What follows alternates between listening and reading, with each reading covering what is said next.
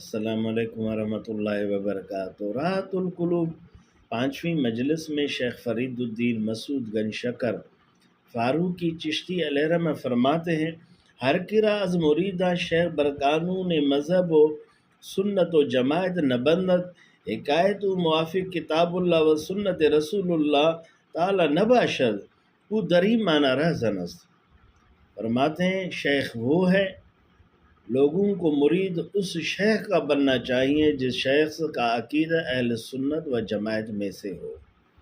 فرماتے ہیں شیخ کے حرکات و سکنات، اقوال و افعال کو دیکھنا چاہیے کہ وہ قرآن کے سنت کے مطابق ہیں کہ نہیں ہیں، تو پھر ان کی بیعت کرنا چاہیے، نہیں تو پھر یوں سمجھے اس معنی میں اس راستہ کا وہ رہزن ہے۔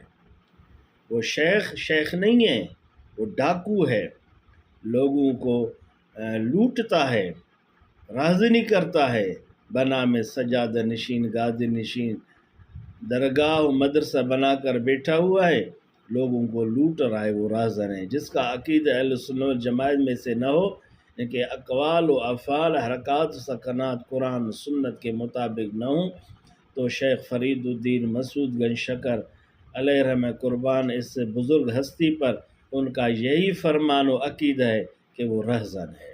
ان کو پیر نہ سمجھیں، اس کو رہزن سمجھیں۔ پھر فرماتے ہیں فرمود کے شیخ را این مقدار قوت میں باید کہ چونکہ سے بنیت ارادت بخدمت در آیت بنور نظر معرفت و قوت ذات خود زنگار سینہ اورا سیکل دہد تا ہیچ کدورت در سینہ او نماند چنا روشن کند کے چوں آئین ہے۔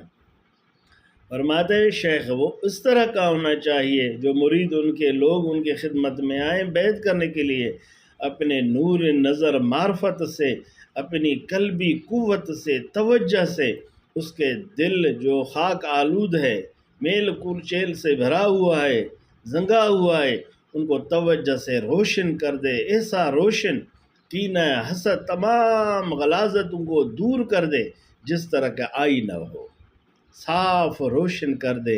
یہ ہے شیخ، اس شیخ کی بیعت کرنا چاہیے۔ سبحان اللہ، کیسا پیارا فرمان مبارک ہے۔ اس لیے ہم کو چاہیے ان اکابرین کی پیروی کریں، ان کی باتوں کو سنیں سمجھیں، اپنی دنیا آخرت کو ہم سنواریں۔ دنیا نہ کریں، یہ چند دنوں کی زندگی ہے، 2 نمبری میں، فراڈ میں، یہ 30-40 سال زندگی، 50-60 سال زندگی، اس کے بعد کیا ہوگا؟ اس لیے ہمیں سوچنے کی سخت ضرورت ہے۔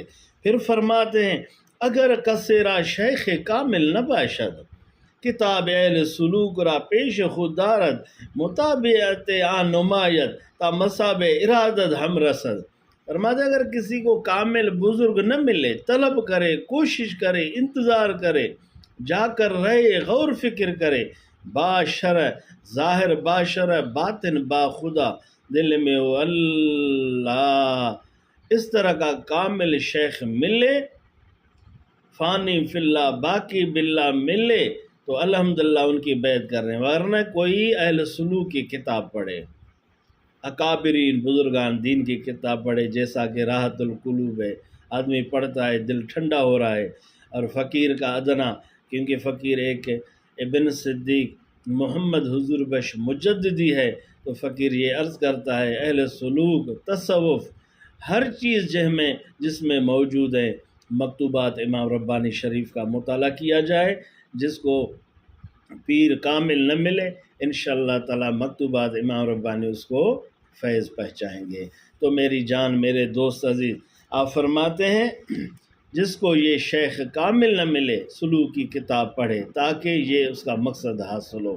فرماتے ہیں نیکوں کی صحبت غرضے کے بندہ خدرا از اہل دنیا صحبت اغنیا ملوک ہوائے نفس دور دارد صحبت صالحاں اختیار کند بحکم حدیث۔ دنیا داروں سے، غلط لوگوں سے، فاسق فاجر لوگوں سے دور رہے، نیکوں کے ساتھ قرآن سنت والوں کے صحبت میں رہے۔ ایک حدیث بیان کر رہے ہیں، اقال النبی صلی اللہ علیہ وسلم صحبت الصالح نور و رحمت للعالمین، نیکوں کی صحبت ایک نور ہے، العالم کے لیے رحمت ہیں۔ بزرگوں کی صحبت میں بہت بہترین ایک غنیمت ہے۔ کسی نے کہا صحبت صالح ترا صالح کنت، صحبت طالح ترا طالح کنت۔ اللہ تعالیٰ ہمیں بزرگوں کی باتوں کا سمجھ نصیب فرمائے، عمل نصیب فرمائے۔ میری جان میرے دوست عزیز، اس فقیر مسکین کو اپنے دعا میں یاد رکھیں۔ والسلام، خدا حافظ، اللہ